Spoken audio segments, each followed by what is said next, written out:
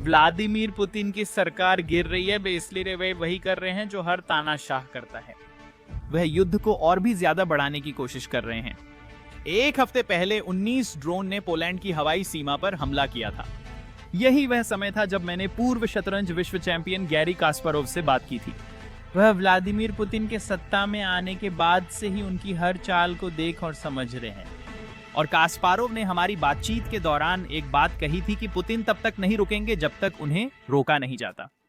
और सोचिए क्या हुआ। कल पुतिन ने एस्टोनिया में 3 सशस्त्र मिग-30 जेट भेज दिए। वे एस्टोनिया की राजधानी टैलिन की ओर बढ़ रहे थे, इससे पहले कि नाटो के जेट्स ने उन्हें डरा कर भगा दिया। हमें नहीं पता वे क्या योजना बना रहे थे, लेकिन हालात अच्छे नहीं लग रहे हैं। पुतिन नाटो को युद्ध में घसीटना चाहते हैं ताकि यूक्रेन में तोप का चारा बनाने के लिए और रूसी लोगों का इस्तेमाल कर सकें। इसीलिए मैं गैरी से बात करना चाहता था ताकि उनसे पूछ सकूं कि यह युद्ध कैसे खत्म हो सकता है। और चलिए सुनते हैं कि उनका जवाब क्या है। क्या हाल है सबका? मेरा नाम सैम है। आज मेरे साथ महान शतरंज खिलाड़ी गैरी कास्पारोव हैं और रिन्यू डेमोक्रेसी इनिशिएटिव के चेयरमैन, जो सबस्टैक पर nextmove.org प्रकाशित करते हैं। स्वागत है गैरी, आपको पाकर बहुत उत्साहित हूं। बहुत धन्यवाद। मुझे लगता है आपको थोड़ी तैयारी की जरूरत है। अमेरिका में लोग मेरे परिवार के नाम का रूसी उच्चारण नहीं करते, वहां हमेशा गैरी ही कहते हैं। गैरी कास्पारोव, जैसा आपने कहा, यह बहुत रूसी है। अच्छा, वो इसलिए क्योंकि मैं शतरंज का प्रशंसक हूं। मैंने आपके बहुत सारे खेलों का अध्ययन किया है और मैं बहुत उत्साहित हूं, थोड़ा नर्वस भी हूं। और मेरा पहला सवाल वास्तव में शतरंज से जुड़ा हुआ है। आपने अमेरिकियों का जिक्र किया, क्या आपको लगता है कि शतरंज में जल्द ही कोई अमेरिकी चैंपियन बनेगा? सब कुछ संभव है। देखिए, मौजूदा विश्व चैंपियन भारतीय खिलाड़ी गुकेश, वो अभी 20 साल के भी नहीं हुए हैं, तो वो बहुत युवा हैं। और शीर्ष अमेरिकी खिलाड़ी जो इस खिताब के लिए मुकाबला कर सकते हैं, कारुआना और नाकामुरा, वे लगभग उसकी उम्र से दोगुने हैं। कारुआना छोटा है, जबकि हिकारू उसकी उम्र से लगभग दोगुना है। हम देखेंगे कि इस क्वालिफिकेशन में उम्मीदवारों के लिए क्या होता है। अगर उनमें से कोई क्वालिफाई करता है तो भी ये कठिन मुकाबला है। 8 खिलाड़ी, डबल राउंड टूर्नामेंट। हाँ, मान लीजिए करुआना गुकेश मैच है। गुकेश अच्छा है, एक मौका है। लेकिन ये मैग्नस कार्लसन जितना अच्छा नहीं है, जिन्होंने अब आधिकारिक वर्ल्ड चैंपियनशिप मैच खेलना बंद करने का फैसला किया।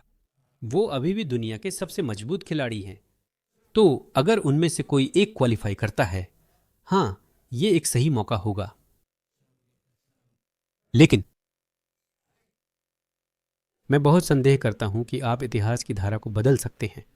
तो यह कुछ ऐसा है जो सही नहीं लगता। आप जानते हैं, अगर आपके पास कोई खिलाड़ी है जो अपने 30 के दशक के मध्य या अंत में है, जैसे कि हिकारू, और वह किसी ऐसे व्यक्ति को हरा रहा है जिसकी उम्र मुश्किल से 20 साल है, लेकिन शतरंज खेल है। यह आप जानते हैं, उम्र यहां वही भूमिका नहीं निभाती जैसा कि शारीरिक खेलों में निभाती है। वहां मैं आपको अपनी उम्र से बता सकता हूं कि हाँ, आप अपनी कुछ क्षमता खो रहे हैं। तो यह एकदम अचानक नहीं होता, लेकिन यह शारीरिक नहीं है, लेकिन फिर भी यह लगातार होने वाली कमी है। लेकिन हाँ, इस लंबे जवाब को खत्म करने के लिए छोटा सा जवाब यही है, हाँ, एक संभावना है, और यही अगले साल हो सकता है, वरना हमें और भी लंबा इंतजार करना पड़ेगा। हाँ, नहीं तो हमें अगली पीढ़ी का इंतजार करना होगा। मैं उम्मीद करता हूं कि यह अब हो जाए। मुझे लगता है कि अमेरिकी प्रशंसक बहुत उत्साहित होंगे। अब चलिए ध्यान केंद्रित करते हैं। मुझे यकीन है आपने देखा होगा, मैंने आपको इसके बारे में ट्वीट करते हुए देखा था इससे पहले कि हम जुड़ें। कई रूसी ड्रोन पोलैंड में घुसे। लगता है ये जानबूझकर किया गया परीक्षण और हमला था। तो मैं आपकी प्रतिक्रिया जानना चाहता था। रूस एक नाटो देश पर हमला करके क्या हासिल करना चाहता है? मुझे लगता है कि पहली उपलब्धि यह थी कि नाटो इसे हमला कहने में झिझक रहा है। वे शब्दों के साथ खेलते रहते हैं। आप जानते हैं, अनधिकृत उड़ने वाली वस्तुएं, यह यूएफओ जैसा लगता है। आप जानते हैं, यह मेरी तरफ से है और यह मेरे लिए कुछ भी नहीं है। इसमें कुछ भी चौंकाने वाला नहीं है। मैं इसके बारे में लिखता रहा हूं। मतलब अगर पुतिन कर सकते, आप जानते हैं कर सकते, तो वो सिर्फ एक ही दिशा में आगे बढ़ सकते थे और ज्यादा उकसावे के साथ कदम बढ़ा सकते थे। ये तो वक्त की बात थी। मैंने कई बार लिखा था, ये तो बस वक्त की बात थी कि वो नेटो देशों की रक्षा को परखने की कोशिश करेगा। मुझे लगता है कि पुतिन इसे एक सफल ऑपरेशन मान सकते हैं, क्योंकि नेटो ने असल में आर्टिकल 5 लागू करने का कोई संकल्प नहीं दिखाया। ये सिर्फ आर्टिकल 4 तक ही सीमित रहा। आर्टिकल 5 का मतलब है, आप जानते हैं, युद्ध। ये जानबूझकर किया गया था, ये बहुत बहुत साफ था मेरी राय में। यूक्रेनी खुफिया एजेंसी ने पोलैंड और नेटो अधिकारियों को सूचित किया था कि रूसी इस हमले की तैयारी कर रहे हैं। लिथुआनिया, बेलारूस जैसे अन्य देशों की सिम कार्ड्स के साथ सिर्फ पोलैंड पर हमला करने के लिए। और ऐसा कोई तरीका नहीं है कि यूक्रेनी एंटी ड्रोन कंप्यूटर सिस्टम की वजह से वे गलती से इस दिशा में भेज दिए जाएं, क्योंकि वे बहुत अंदर तक इलाके में थे और वे निश्चित रूप से जमीन पर कुछ खास लक्ष्यों को निशाना बना रहे थे। पुतिन ने देखा कि नाटो कमजोर और अमेरिका चुप है। यह हैरान करने वाली बात है। ट्रंप प्रशासन ऐसे दिखाता है जैसे यह उनका मामला नहीं है। आप पोलैंड में पहले से आवाजें सुन सकते हैं। अब तक वे बस इसे नजरअंदाज कर रहे हैं, लेकिन शायद हमें फिर से विचार करना चाहिए। हमें इन हमलों को क्यों सहना चाहिए? और निश्चित ही क्रेमलिन के पास विशाल गुप्त ऑपरेशन है, जिसमें तथाकथित पोलिश रेडियो स्टेशन और पोलिश सोशल मीडिया इस खबर को आगे बढ़ा रहे हैं कि हाँ, पोल्स को क्यों सफरिंग करनी चाहिए।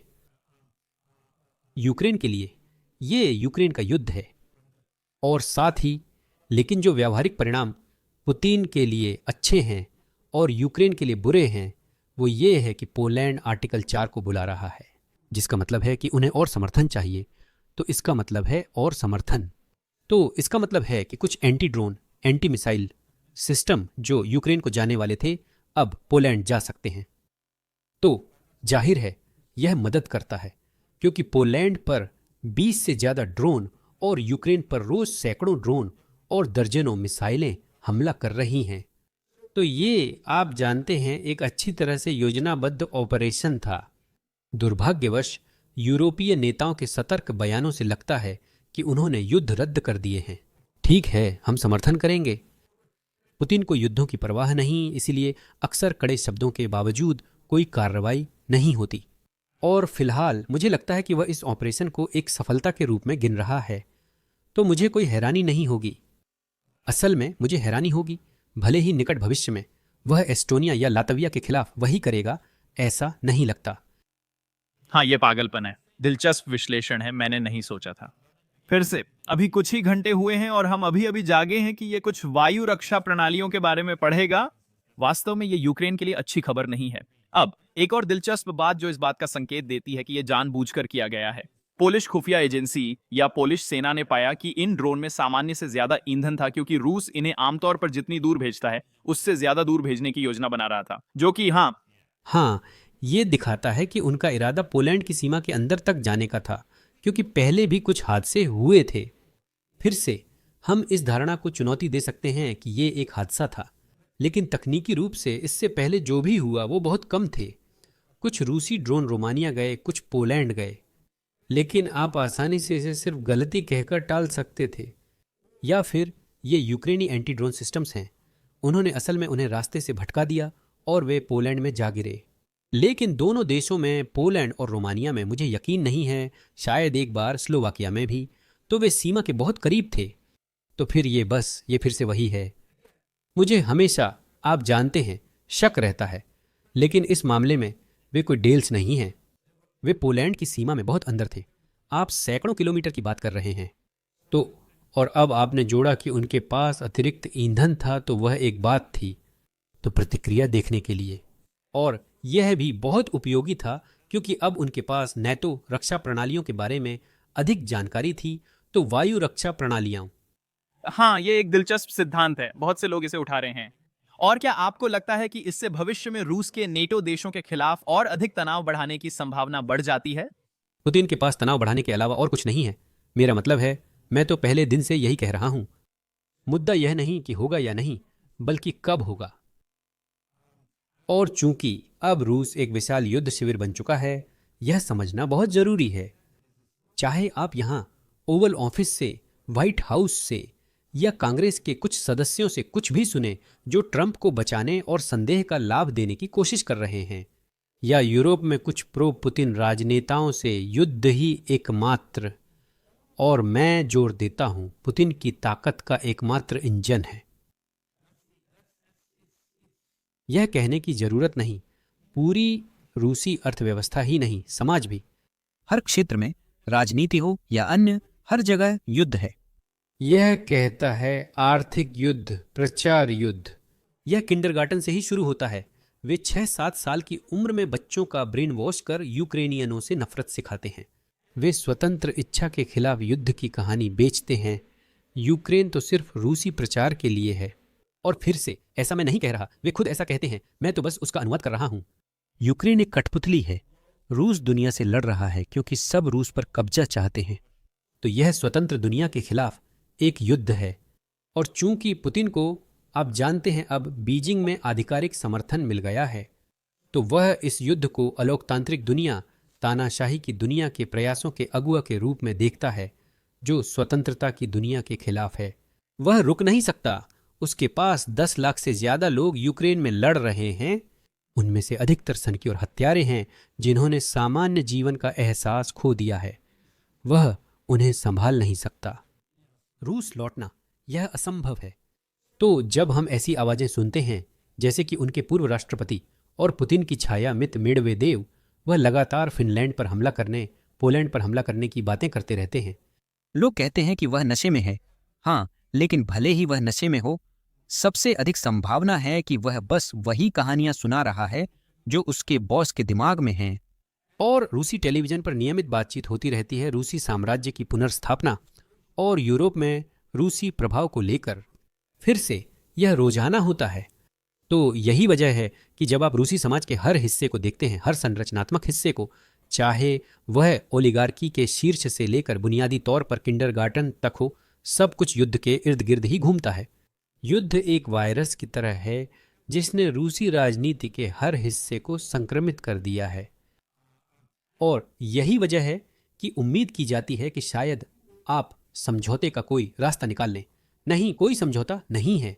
पुतिन को जीत चाहिए, लेकिन अगर उन्हें अभी सब कुछ भी दे दिया जाए जो वो चाहते हैं, तो भी वो आगे बढ़ते रहेंगे, क्योंकि एक बार फिर उन्होंने युद्ध को ही अपने जीवन का यूरोप के लिए एकमात्र औचित्य बना लिया है। मुझे पता है कि आपने nextmove.org अपने सबस्टैक पर भी प्रकाशित किया और यही तर्क दिया। मैं दर्शकों को इसे देखने और आपका विश्लेषण पढ़ने की सलाह देता हूं, क्योंकि सिर्फ 2 हफ्ते पहले आपने बताया था कि पुतिन कुछ वैसा ही करने की कोशिश करेंगे जैसा कल रात पोलैंड के साथ हुआ। तो निश्चित रूप से अब तक आप बिल्कुल सही रहे हैं। आपने कहा था कि यह पुतिन की नहीं, रूस की जंग है जो उनके साम्राज्यवादी अतीत और रूसी मानसिकता से जुड़ी है। क्या आपको लगता है रूस को भी जर्मनी की तरह मानसिक रीसेट की जरूरत है ताकि दुनिया में शांति आ सके? बिल्कुल, और इस रीसेट का एक ही शब्द है, पराजय।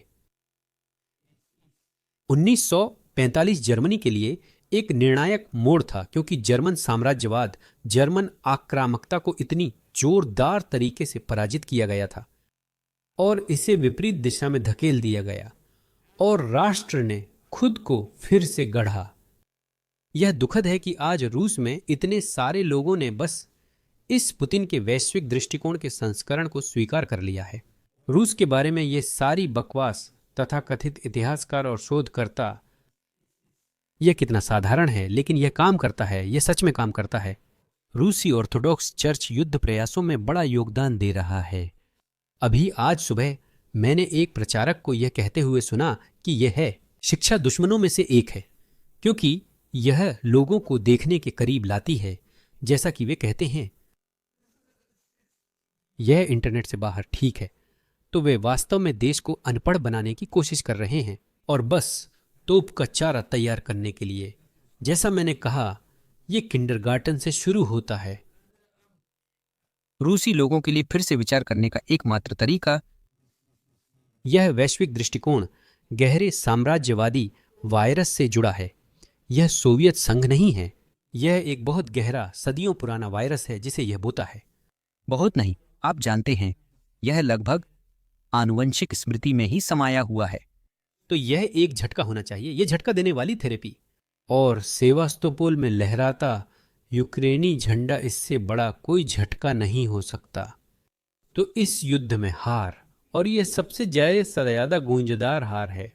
यही एक तरीका है जिससे रूसियों को समझ आए कि स्वतंत्र दुनिया से सुलह का बस एक मौका है, क्योंकि वरना रूस बहुत जल्दी चीनी उपग्रह बन जाएगा। मैं तो इसे पहले ही, आप जानते हैं, चीनी पेट्रोल पंप कहता हूं। बट परमाणु हथियारों के साथ व्लादिमीर पुतिन शी जिनपिंग के सामने जागीरदार जैसे दिखते हैं, लेकिन यह बात रूसियों को समझानी होगी। चुनाव यह है कि या तो हम चीन का उपग्रह बन जाएं या हम यूरोप से सुलह करने की कोशिश करें। भुगतान और योगदान देकर, यह युद्ध खत्म करके, क्षेत्र लौटाकर और हमारे युद्ध अपराधियों को हेग या उपयुक्त अंतर्राष्ट्रीय न्यायाधिकरण भेजना ही सही रास्ता है।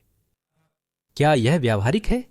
मुझे नहीं पता, लेकिन और कुछ मदद नहीं कर सकता, क्योंकि अब पूरे देश में, और यह एक धोखा है, शायद 20-30% लोग ही आलोचनात्मक हैं, लेकिन अब भारी बहुमत इसी में रहता है, युद्ध की इस सोच में।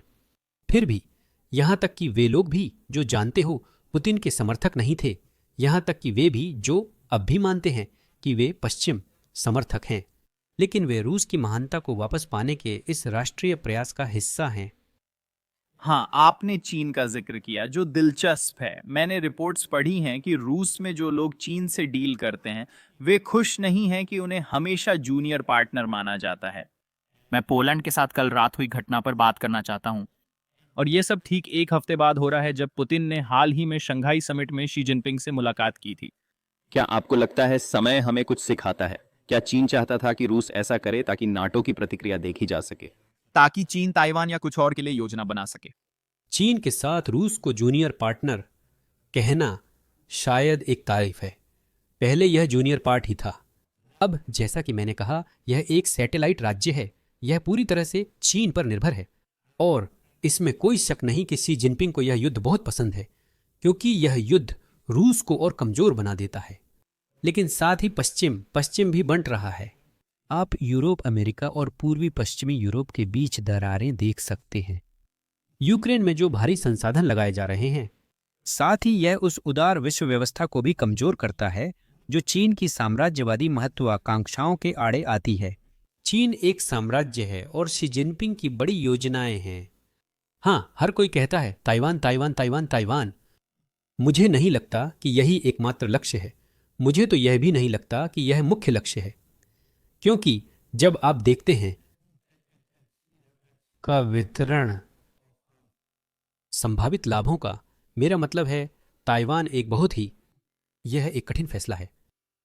सबसे पहली बात, कोई नहीं जानता कि अमेरिका ताइवान की रक्षा करने की योजना बना रहा है या नहीं। मैं कहूंगा कि अमेरिका के हस्तक्षेप की संभावना कम से कम 50-50 है ताइवान की तरफ से।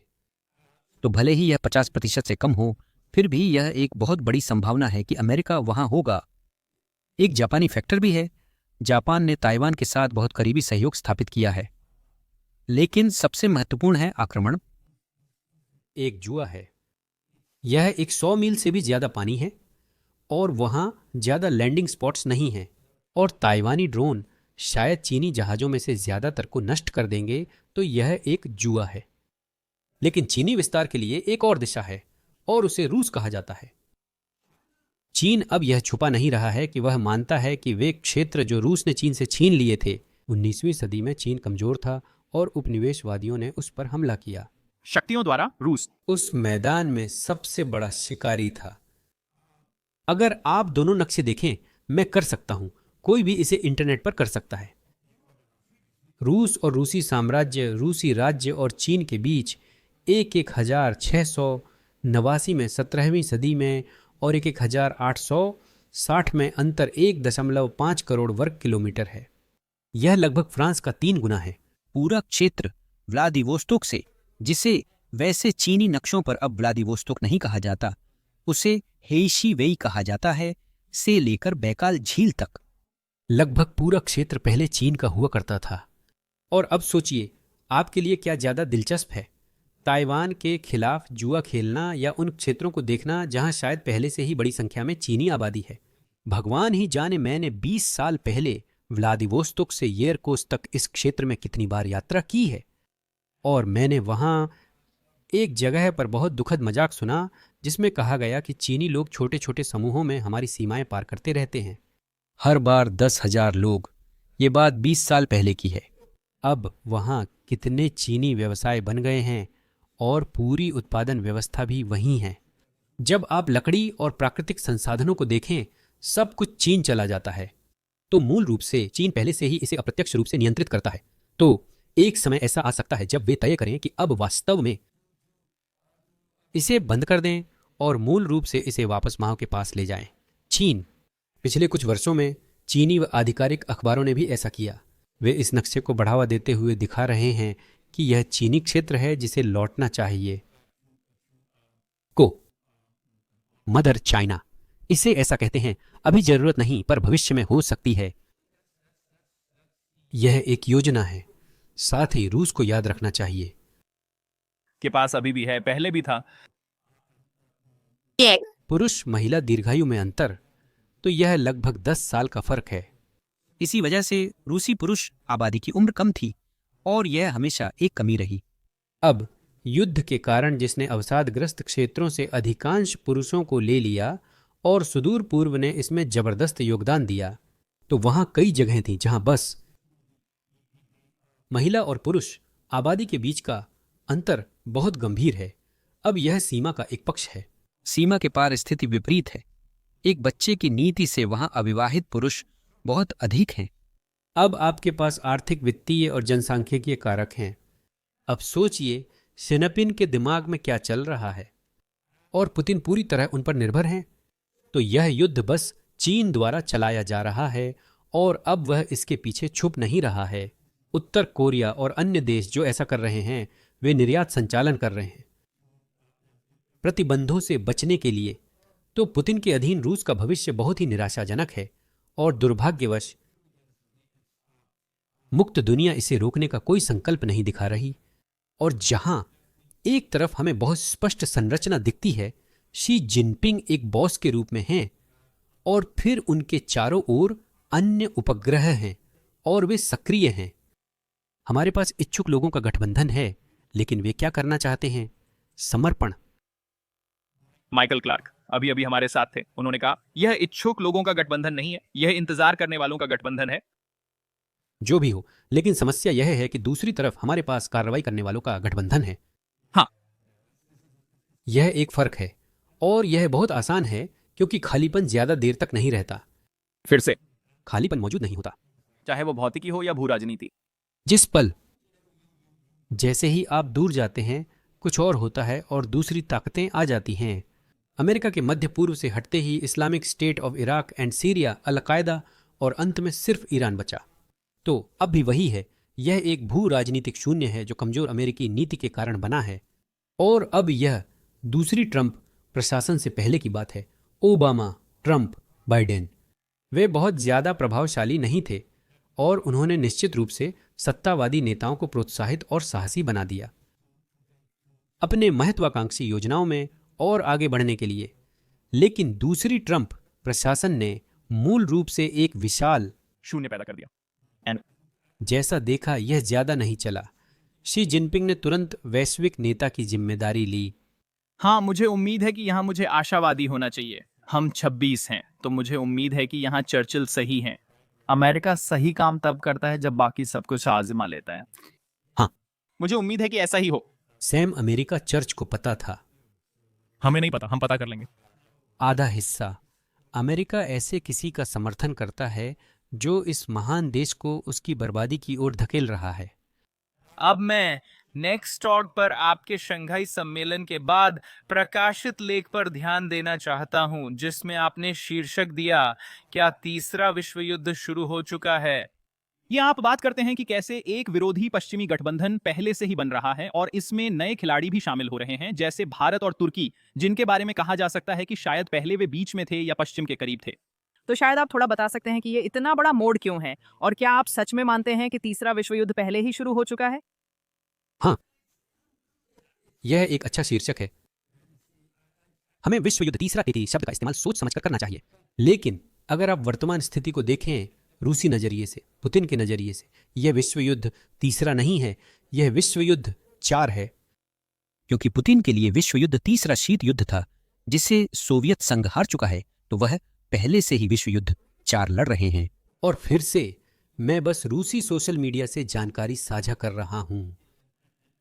और प्रचार, तो जिस तरह से वे इसे देखते हैं उसे समझाने के लिए, हाँ, हम कह सकते हैं कि तीसरा विश्व युद्ध चल रहा है, क्योंकि अगर आप द्वितीय विश्व युद्ध को देखें तो यह है जो तर्क मैंने रखा। मैंने लेख में बताया है कि यह 1929 से पहले रियायतों के साथ शुरू हुआ था और असल में द्वितीय विश्व युद्ध की पहली गोलियां 1931 में मंचूरिया में जापान द्वारा चलाई गई थीं। उसने हमला शुरू किया और फिर राष्ट्र संघ छोड़ दिया क्योंकि उन्हें लगा कि इसका कोई फायदा नहीं है। और फिर 1935 में मुसोलिनी की इटली ने वर्तमान इथियोपिया के अबिसीनिया पर हमला किया। हमारे पास पहले से ही ऐसे सक्रिय खिलाड़ी थे जिन्होंने अंतर्राष्ट्रीय कानून की अनदेखी की थी। लीग ऑफ नेशंस विफल रही। बहुत जरूरी है याद रखना, लीग ऑफ नेशंस, जिसे प्रथम विश्व युद्ध के बाद भविष्य के युद्धों को रोकने के लिए बनाया गया था, पूरी तरह से विफल रही। अमेरिका ने इसमें हिस्सा न लेने का मुख्य कारण कुछ जाना पहचाना नहीं लगता। हाँ, अमेरिका वैश्विक मामलों से दूर रहना चाहता था, जिससे विश्व युद्ध और द्वितीय विश्व युद्ध हुए। तो अब भी कुछ ऐसा ही है।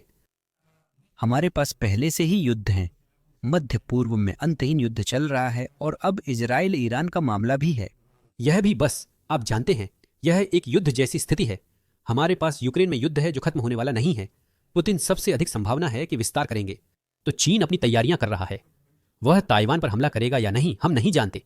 हमने वेनेजुएला, अफ्रीका जैसे कई दक्षिण अमेरिकी देशों में स्थिति का पता लगाया है। मैं सिर्फ यह नहीं कहना चाहता कि यह दुखद है। यह एक अंतहीन युद्ध है और दुनिया इसे नज़रअंदाज करती है। सब गाजा की चर्चा करते हैं, पर कोई सूडान या दक्षिण सूडान की बात नहीं करता, जहां आप जानते हैं लाखों लोग सचमुच भूख से मर रहे हैं। यह कोई प्रचार नहीं है, यह बस ऐसा ही है। दुनिया की स्थिति बहुत अस्थिर है और हमारे पास सक्रिय खिलाड़ी हैं, आप जानते हैं, जिन्हें अब चीन का समर्थन प्राप्त है। बस यही है कि पुतिन उनमें से एक हैं जो सीमाओं तक धकेल रहे हैं। हमारे पास फिर से यह है, हमारे पास मूल नहीं है। इसका विरोध स्वतंत्र दुनिया से नहीं हो रहा है और फिर से अमेरिका कोई भूमिका नहीं निभाता। या और भी बुरा, अब शायद यह नकारात्मक भूमिका निभा रहा है। तो कई मामलों में तो यह, हाँ, मैं तो यही कहूंगा कि अभी बढ़ा चढ़ाकर कहना बेहतर है, बजाय इसके कि बाद में पछताना पड़े। वे दबाव बनाना चाहते हैं। जितनी जल्दी हम इसे युद्ध मानेंगे उतनी जल्दी युद्ध जैसा व्यवहार करेंगे। यूरोप की समस्या है कि वे पुतिन के साथ युद्ध से इनकार करते हैं, जबकि पुतिन लगातार हमला करते हैं। तो इतने सारे हाइब्रिड हमले हो रहे हैं। यूरोप के खिलाफ जो प्रोपेगेंडा है वह लगभग 2 दशकों से काम कर रहा है। बहुत सारी तोड़फोड़ की घटनाएं हो रही हैं, खुली तोड़फोड़, कालिनिनग्राद से जैमिंग गतिविधियां, जो पोलैंड और लिथुआनिया के बीच रूसी एनक्लेव है। ये बस आप जानते हैं, ये कभी खत्म नहीं होता। सबसे अधिक संभावना है कि रूसियों ने यूरोपीय आयोग की अध्यक्ष उर्सुला वॉन डेर लैंड के विमान पर हमला किया, जो आप जानते हैं जैमिंग गतिविधियों के कारण लगभग दुर्घटनाग्रस्त हो गया था। हाँ, किसी ने भी रूस को दोषी नहीं ठहराया। ये दिलचस्प है। वे हमेशा सीधे आरोप लगाने से बचते हैं। पुतिन ने कई काम बिना प्रतिक्रिया किए। वे कम से कम इतना तो कर सकते थे।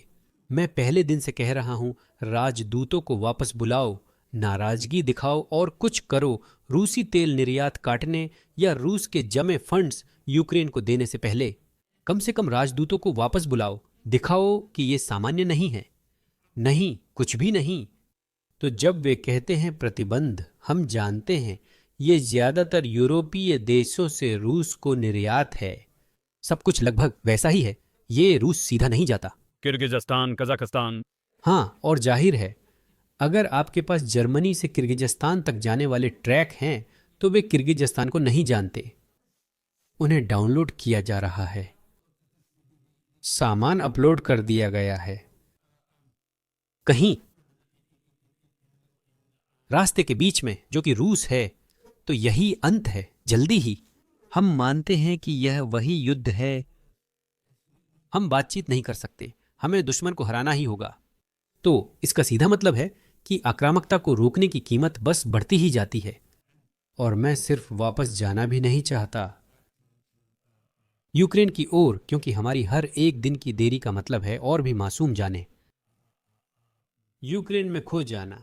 पुतिन लगातार और जानबूझकर आम नागरिकों पर हमला कर रहे हैं। यही उनके लिए युद्ध जीतने का तरीका है। वो यूक्रेनी मोर्चे को नहीं तोड़ सकते, लेकिन वो हर दिन आम नागरिकों को मारते रहते हैं। और हमें यूरोप से बहुत सारी बातें सुनने को मिलती हैं और व्हाइट हाउस से कुछ बड़बड़ाहट सुनाई देती है। हाँ, उम्मीद है कि जल्द ही कुछ कार्रवाई दिखेगी। हमने शुरुआत में सहायता की बात की थी, और मुझे यकीन है कि आपने शी जिनपिंग और पुतिन का वह क्लिप देखा होगा जिसमें वे 150 साल तक जीने की बात कर रहे थे। अब हम जानते हैं कि यह मानवता की सबसे बड़ी चुनौती है। हर कोई इसे टालने या आप जानते हैं इसे हराने का कोई तरीका खोजने की कोशिश कर रहा है। मैंने कभी नहीं सोचा था कि तानाशाह 250 साल जिएंगे। मुझे लगता है कि ये उनके नागरिकों, उनके देश और दुनिया के लिए बहुत बुरी खबर होगी। इस बारे में आपका क्या सोचना है? मैं विशेषज्ञ नहीं हूं, इसलिए बता नहीं सकता कि यह संभव है या नहीं, लेकिन यह तथ्य कि उन्होंने इस पर चर्चा की है, यह पहले से ही उनके आत्मविश्वास को दिखाता है। साथ ही यह काफ़ी विडंबनापूर्ण है, क्योंकि हम ऐसे दुनिया में रहते हैं जहां तकनीक जो ईजाद, डिजाइन और विकसित की गई है, मुक्त दुनिया में बनाई गई तकनीक को सक्रिय रूप से उसी मुक्त दुनिया की नींव के खिलाफ इस्तेमाल किया गया है। क्योंकि हमारे पास अब भी चीजें बनाने में और बस नए नए विचार लाने में बढ़त है, लेकिन रक्षा के दूसरे पक्ष में अधिनायकवादी और तानाशाही शासन अब इसका इस्तेमाल करने में हिचकिचाते नहीं हैं। हाँ बिल्कुल, जैसा कि मैंने आम लोगों के लिए कहा, हाँ आपको मूर्ख होना चाहिए, आपको पढ़ा लिखा होने की जरूरत नहीं है, लेकिन उनके लिए वे चाहते हैं कि वे नवीनतम विकास का लाभ उठा सकें या बस आधुनिक सभ्यता के सभी फलों का आनंद ले सकें। मुझे नहीं पता यह संभव है या नहीं, लेकिन इससे मैं बहुत असहज हुआ हाँ, कि इन लोगों ने इसके बारे में इतनी खुलकर बात की। वैसे अगर आप जानते हैं, अगर आपकी आंखें खुली हैं और आप इन लोगों को देखते हैं, तो आप समझ जाएंगे कि ये लोग सत्ता नहीं देख पाएंगे। यह इसके बारे में नहीं है, यह उन लोगों की बातचीत नहीं है जो कहते हैं ओह शायद हम बातचीत करके कुछ हल निकाल सकते हैं। नहीं नहीं, पुतिन के पास कई बार पीछे हटने का मौका था, लेकिन वह जिंदगी भर वहीं रहेंगे। और अगर वह और ज्यादा समय तक रहते हैं तो उनकी जिंदगी का मतलब है युद्ध। पुतिन मतलब युद्ध। और इसी वजह से फिर से कहा जाता है, जब आप यूरोपीय नेताओं या मौजूदा प्रशासन को देखते हैं और ये सब, हाँ हमें पुतिन को मजबूर करना होगा कि वह, आप जानते हैं, एक तर्कसंगत शांति बनाए। हमें यूक्रेन के हालात सुधारने होंगे। इन वार्ताओं में कोई बातचीत नहीं हो रही। पुतिन से बात करने का तरीका है कि उसे युद्ध में हराया जाए, बाकी सब कल्पना थी। और मैं यह कहता हूं, हम देख रहे हैं, जैसा कि मैंने इसके बारे में ट्वीट भी किया था, हम नए विश्व व्यवस्था के निर्माण को देख रहे हैं और अमेरिकी भ्रष्टाचार और यूरोपीय कमजोरी इसके मुख्य आधार हैं। अब आपने खुद ही यह बात उठाई कि इस युद्ध को जीतने का एकमात्र तरीका युद्ध के मैदान में है। क्या था आपको लगता है कि चीन पर द्वितीयक प्रतिबंध कोई फर्क डालेंगे? क्या यह कुछ ऐसा है जिसे यूरोप और अमेरिका को आगे बढ़ाना चाहिए? क्योंकि हमने कुछ दिन पहले ही ऐसी रिपोर्ट्स देखी जहां अमेरिका ऐसा करने की कोशिश कर रहा है, लेकिन वे चाहते हैं कि यूरोप भी साथ आए। मुझे नहीं पता इसका क्या मतलब है, पर क्या आपको लगता है इससे फर्क पड़ेगा? देखिए, ये मेरा मतलब है, ये एक कभी न खत्म होने वाला खेल है। तो ट्रंप प्रशासन नहीं चाहता कि रूस पर नए प्रतिबंध लगाए जाएं। वे यूरोप से असंभव मांग करते हैं ताकि वे खेल में हिस्सा न लेने की अपनी अनिच्छा छुपा सकें। तो रूस की तेल आय को काटने का सबसे आसान तरीका है डेनिश जलडमरूमध्य को बंद करना। आप इन सभी तरह की कानूनी बातों का इस्तेमाल कर सकते हैं, अंतरराष्ट्रीय कानून की कानूनी बातों का। रूस के पास एक छाया बेड़ा है। इनमें से ज्यादातर जहाज या इन जहाजों का अधिकांश हिस्सा वे पर्यावरणीय शर्तों को पूरा नहीं करते हैं। 2 डेनिश जलडमरूमध्य हैं। ये दोनों जलडमरूमध्य रूसी तेल निर्यात का अधिकांश हिस्सा संभालते हैं। इसे बंद कर दो, मैंने इसके बारे में बात की थी। डेनिश विदेश मंत्री से अगस्त 23 में 2 साल पहले, और उन्होंने मुझे साफ साफ बता दिया कि अमेरिकी प्रशासन, उस समय बाइडेन प्रशासन, इसके खिलाफ था क्योंकि इससे तेल की कीमतें बढ़ जाएंगी और यही समस्या है। आप बिना बलिदान युद्ध जीत सकते हैं, जबकि यूक्रेनियन रोज जान गंवा रहे हैं। हमें आगे पता है क्या होगा। तेल की कीमत बढ़ सकती है। 80 के दशक में रोनाल्ड रीगन ने सऊदी अरब से समझौता कर तेल कीमतें गिराईं, जिससे सोवियत संघ टूट गया। तो अब वे सभी सबसे अधिक नरम तरीका खोजने की कोशिश करते हैं। प्रतिबंधों की सूची बढ़ाने या उसे नरम तरीके से बढ़ाने की कोशिश हो रही है। यूरोप अब 19वें पैकेज की बात कर रहा है। इसका क्या मतलब है? 19 प्रतिबंधों का पैकेज? धीरे धीरे क्यों? 2 में क्यों नहीं करते? रूस पर एक बड़ा वार क्यों नहीं करते? बस यहां वहां थोड़ा थोड़ा काटने की बजाय। ये गतिविधियां हैं जो सक्रिय रूप से हो रही हैं। रूस का सामना करने की उनकी अनिच्छा को छुपाने के लिए सक्रिय रूप से बढ़ावा दिया जा रहा है, और निश्चित रूप से यह पुतिन को और अधिक साहसी बना देता है। और दूसरा, चीन पर प्रतिबंध लगाना। अरे भाई, यह व्यावहारिक नहीं है। मेरा मतलब, चीन बड़ा और ताकतवर है, ऐसा मत करो। हम जानते हैं कि भारत पर प्रतिबंध इसलिए नहीं लगे थे क्योंकि भारत ने रूसी तेल खरीदा था, बल्कि इसलिए लगे थे क्योंकि मोदी ने ट्रंप की नोबेल शांति पुरस्कार के लिए नामांकन की मांग या अनुरोध को ठुकरा दिया था। तो ऐसा नहीं है। चीन के साथ युद्ध शुरू मत करो और भारत रूस पर हमला करे। रूस पर क्यों प्रतिबंध लगाए गए? मूल स्रोत के पीछे जाओ तो ये इतने सारे दांव पेंच हैं, और ये कहता है हाँ। और जब मैं इस प्रशासन के बारे में और इसके बारे में बहुत कुछ कह सकता हूं, ये ट्रंप के कदम या असल में पुतिन की मदद के लिए कदम न उठाना है। लेकिन यूरोप भी दोषी होने से बचा नहीं है। यूरोप, ये एक यूरोपीय है। आखिरकार ट्रंप सही है, ये एक यूरोपीय युद्ध है। और यूरोप क्या कर रहा है? कुछ नहीं। अब उत्तर कोरिया रूस को सैनिक भेज रहा है ताकि वे यूक्रेनियों से लड़ सकें। तकनीकी रूप से यूरोप के पास कुछ नहीं है, आपके पास भी नहीं। कोई सीमा नहीं है, कोई अंतर्राष्ट्रीय कानून आपको यूक्रेन में सैनिक भेजने से नहीं रोकता। जब आपके पास काफी है तो आसमान क्यों नहीं बंद कर देते? वायु रक्षा और सैन्य जेट, आसमान बंद कर दीजिए। आपको रूस पर हमला करने की जरूरत नहीं है, लेकिन यूक्रेन वासियों को उनके आसमान की रक्षा करने में मदद कीजिए।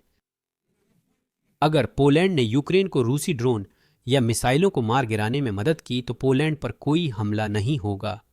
तो कमजोरी तानाशाह को और आगे बढ़ने के लिए उकसाती है। इसीलिए मुझे उम्मीद है कि अगले कुछ हफ्तों में, महीनों में नहीं, मुझे लगता है हफ्तों में, हम इस हमले की पुनरावृत्ति देखेंगे।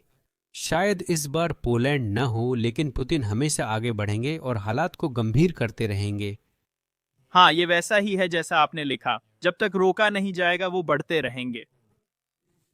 तानाशाह तभी रुकता है जब उसे रोका जाए। हाँ, आपने उत्तर कोरियाई सैनिकों का जिक्र किया था। मुझे लगता है आपने कुछ हद तक जवाब दिया, लेकिन मैं इसे साफ करना चाहता था। ने किम, शी जिनपिंग एंड पुतिन को एक साथ देखा। क्या इसका मतलब शी जिनपिंग उत्तर कोरिया के रूस से बढ़ते व्यापारिक संबंधों को मंजूरी देते हैं? युद्ध के दौरान हमने कुछ रिपोर्ट्स देखी जहां चीन उत्तर कोरिया द्वारा इस युद्ध को बढ़ाने से खुश नहीं था, लेकिन अब हम उन्हें एक साथ हाथ में हाथ डाले चलते हुए देख रहे हैं। शायद चीन चाहता है कि उत्तर कोरिया रूस को गिरने से बचाए। किम जोंग इन बीजिंग की मंजूरी के बिना अपनी उंगली तक नहीं उठाएंगे। और हमने ये तस्वीर देखी जिसमें पुतिन उनके दाईं ओर और किम जीन बाईं ओर चल रहे हैं। आप देख सकते हैं, ये बॉडी लैंग्वेज है, और पुतिन शी जिनपिंग से बात करने की कोशिश कर रहे थे। तो वे आदेशों का पालन करते हैं और वही आदेश देने वाले हैं। और एक महत्वपूर्ण बात जो मैंने बताई थी वो ये है कि तानाशाह हमेशा प्रतीकों पर ध्यान देते हैं। और मैंने पहले कभी किम शी जिनपिंग को माओ सूट, माओ जेदों की पोशाक पहने हुए नहीं देखा था। वो हमेशा सूट में ही रहते थे। इस बार उन्होंने माओ सूट पहना था, जबकि पुतिन और किम जोंग इन ने भी पहना था। क्या ये काले या बस गहरे बीज हैं? मुझे लगता है ये साफ संकेत है कि अब वही जिम्मेदार हैं, और अब वह एंटी वेस्टर्न नेता है, क्योंकि वो, आप जानते हैं, वो पश्चिमी पहनावे से हटना है, एंटी वेस्टर्न गठबंधन का नेता है। मुझे लगता है आप रूस को हम में से ज्यादातर लोगों से बेहतर समझते हैं, है ना? मैं आपसे रूसी मानसिकता पर कुछ जवाब चाहता था, क्योंकि हम ये आंकड़े देखते हैं। मुझे लगता है कि ये पश्चिमी दुनिया में स्वीकार नहीं होंगे, लेकिन रूस अलग है। रूसी सेना हर महीने 20,000 सैनिकों की मौत का सामना कर रही है। उन्होंने कुल 10 लाख हताहत झेले हैं, जिनमें से आधे इतनी गंभीर रूप से घायल हैं कि मोर्चे पर लौट नहीं सकते। और ऐसा लगता है कि पुतिन को इसकी कोई परवाह नहीं है।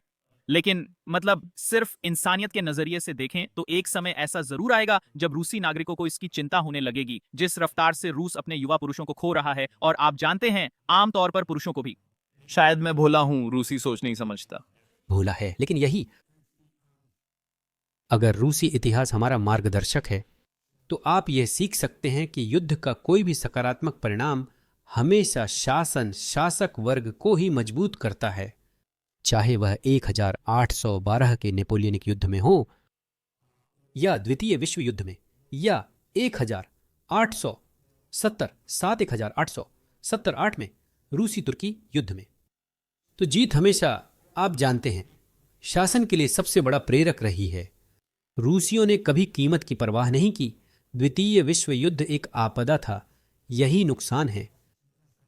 और युद्ध की शुरुआत में प्रबंधन की गुणवत्ता, युद्ध प्रबंधन, वह बस भयानक थी, लेकिन अंत में परिणाम विजयी रहा और किसी ने परवाह नहीं की।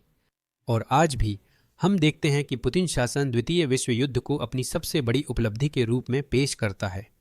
अगर आप रूसियों से द्वितीय विश्व युद्ध पूछें तो यही जवाब मिलेगा। कई, खासकर युवा, शायद याद भी न करें कि अमेरिका और ब्रिटिश साम्राज्य भी न्यायोचित थे। अगर अमेरिका मदद नहीं करता तो रूस पहले साल में ही हार जाता, लेकिन अब ये बातें खो रही हैं। हमने जीत हासिल की, हमने ये किया।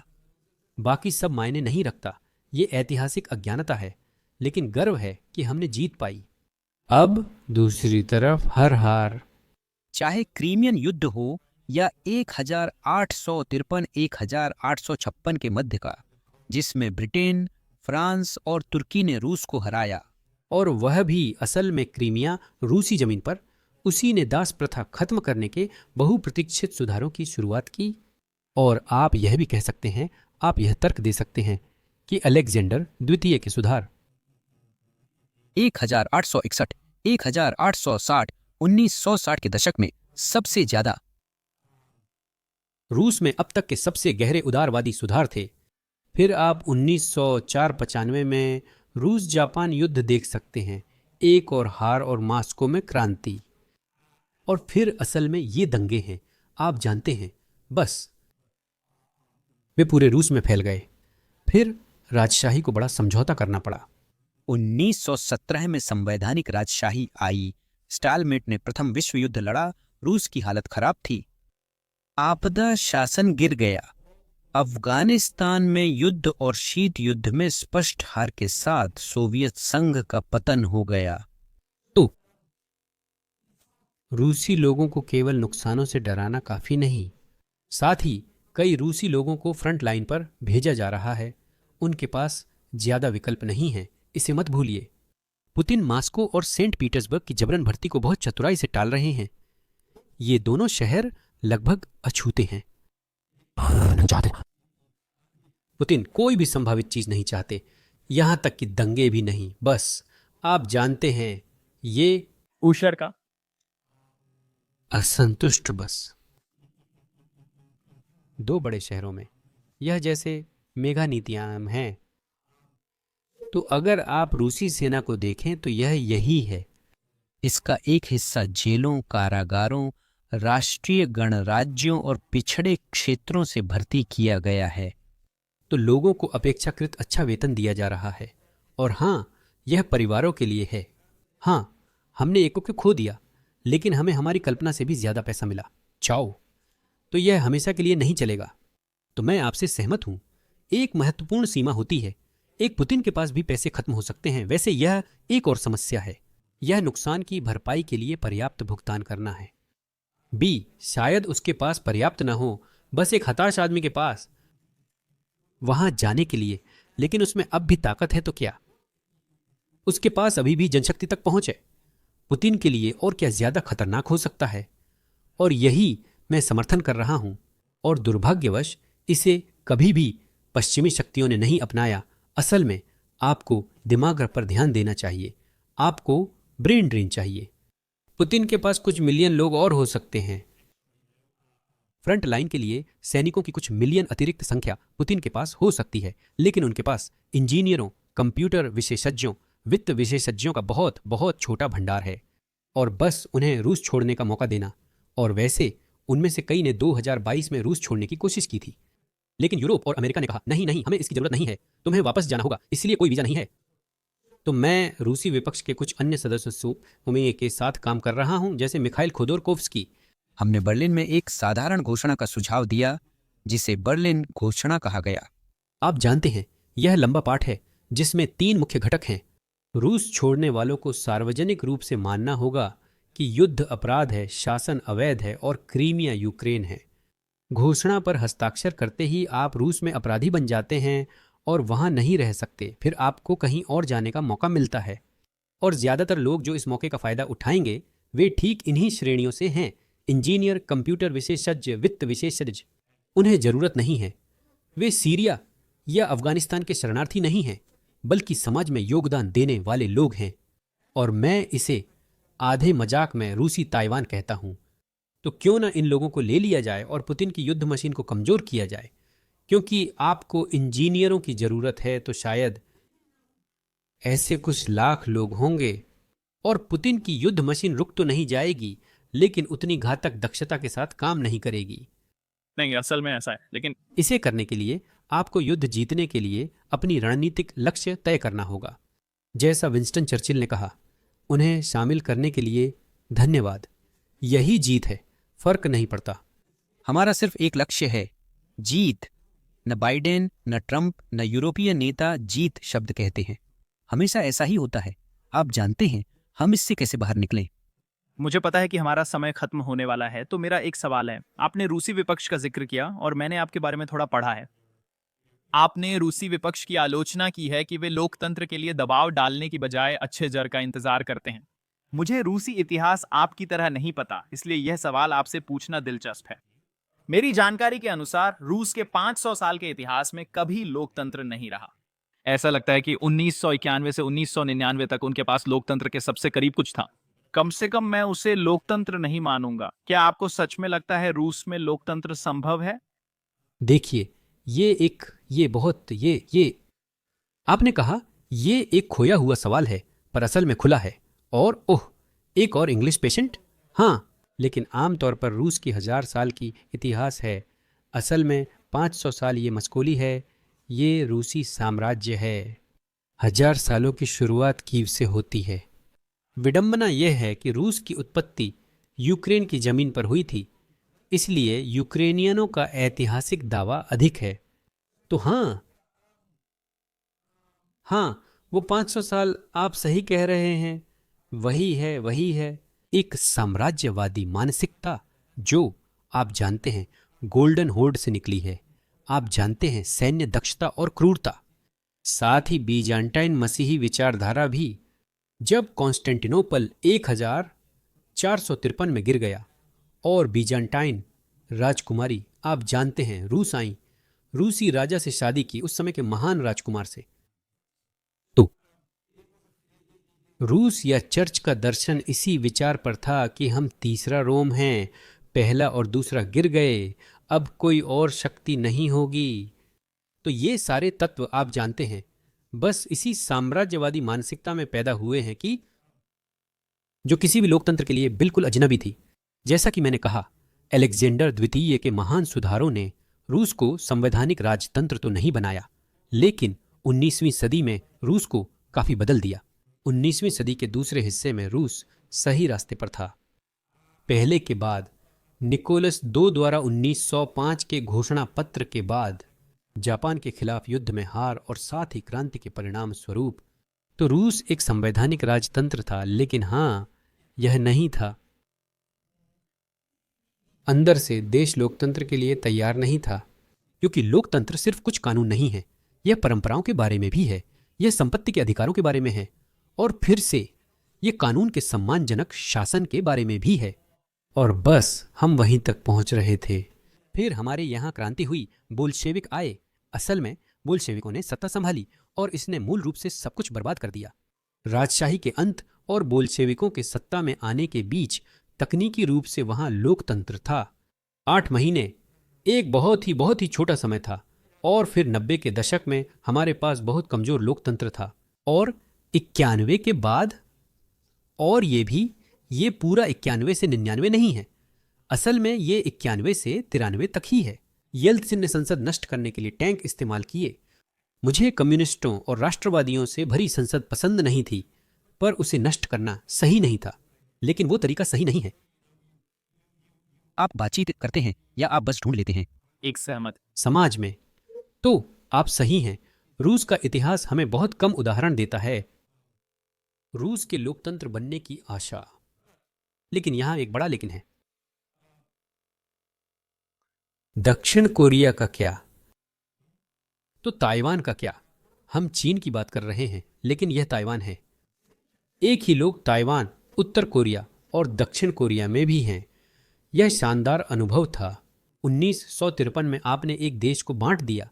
यह बस बराबर है, बस बराबर है। मुझे लगता है यह उत्तर कोरिया है, और थोड़ा ज्यादा जीडीपी, थोड़ा ज्यादा जीडीपी। शुरुआत में। और हम परिणाम देखते हैं। यह एक शुद्ध प्रयोग था कि वही लोग, वही आप जानते हैं, न कि चचेरे भाई, भाई बहन। दूसरी ओर आपके पास मुक्त बाजार थे, जो भी तानाशाही से शुरू हुए थे, है ना? आखिरकार मुक्त बाजार के विचार आए, और अब यह एक जीवंत उदार लोकतंत्र है। वे राष्ट्रपति पर महाभियोग चला सकते हैं, बड़ी कंपनी के प्रमुख को जेल भेज सकते हैं। तो अचानक आप जानते हैं, बस सिर्फ 70 साल से भी कम में 2050 तक वह एक जीवंत लोकतंत्र बन चुका था। तो 6 दशकों में देश का इसमें कोई अनुभव नहीं था। लोकतंत्र में बिल्कुल भी नहीं। बाजार अर्थव्यवस्था में कोई अनुभव नहीं था। तो ये सारी जानकारी बाद में हासिल की, और ताइवान पर भी यही बात लागू होती है। हाँ, तो मैं पूर्वी और पश्चिमी जर्मनी के बारे में बात भी नहीं करना चाहता, क्योंकि वहां जर्मनी में लोग पहले से ही इसका अनुभव रखते थे। यूरोपीय। हम उन देशों की बात कर रहे हैं जो उस संस्कृति से पूरी तरह अनजान थे। मुझे नहीं लगता कि रूसियों को मौका मिलने पर रूसी ताइवानी या दक्षिण कोरियाई लोगों से खराब प्रदर्शन करेंगे। तो फिर भी एक मौका है, लेकिन समस्या यह है कि ताइवान और दक्षिण कोरिया इस साम्राज्यवादी वायरस से प्रभावित नहीं हुए थे। मेरा मानना है कि अगर रूस का कोई भविष्य है तो उसे साम्राज्यवादी वायरस को जड़ से खत्म करना होगा। और मैं सिर्फ बीती बातों पर रोने नहीं जा रहा हूं। अगर इस बदलाव के परिणाम स्वरूप रूसी क्षेत्रफल घट भी जाता है तो भी यह दुनिया का सबसे बड़ा देश रहेगा। तो मेरा मानना है कि बात देश के आकार की नहीं है, बल्कि उसकी ताकत की है। इन लोगों की एकजुट मान्यताओं की ताकत, जो कुछ खास मूल्यों में विश्वास रखते हैं। आज के समय में ये खराब मूल्य देश को गर्त में ले जा रहे हैं। तो आखिरकार हमें इसे बदलने की कोशिश करनी होगी। लेकिन यही मेरी सोच का मूल है। रूसी विपक्ष से मेरी असहमति का कारण है कि रूस के पुनर्निर्माण का तरीका है कि यूक्रेन युद्ध जीते। कई लोग इससे बचने की कोशिश कर रहे हैं।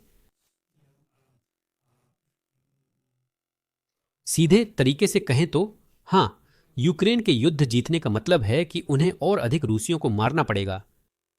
यह रूस को उस पूरी तबाही से बचाने के बारे में है जो तब होगी अगर पुतिन युद्ध को और बढ़ाते हैं। और ऐसा तब तक होता रहेगा जब तक यूक्रेन जीत नहीं जाता, जो दुर्भाग्यवश आज बहुत वास्तविक नहीं लगता। आपसे बात करके अच्छा लगा। मुझे रूसी इतिहास पढ़ना पसंद है और अब मैं और उत्साहित हूं। आपसे बातचीत जारी रखने में खुशी होगी अगर आपके दर्शक और रूसी इतिहास की मांग करते हैं। बिल्कुल सही। आप जानते हैं कि मुझे कैसे ढूंढना है? यही मेरा सवाल था। मैं इसके बारे में और पढ़ूंगा ताकि बेहतर सवाल पूछ सकूं। जब आप अगला करेंगे?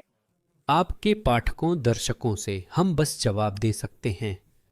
मुझे हमेशा बातचीत करना पसंद है। तो ये खुले चैनल होने चाहिए। यह सिर्फ इको चैम्बर नहीं है। हाँ, अगली बार हम रूसी इतिहास पर बात करेंगे।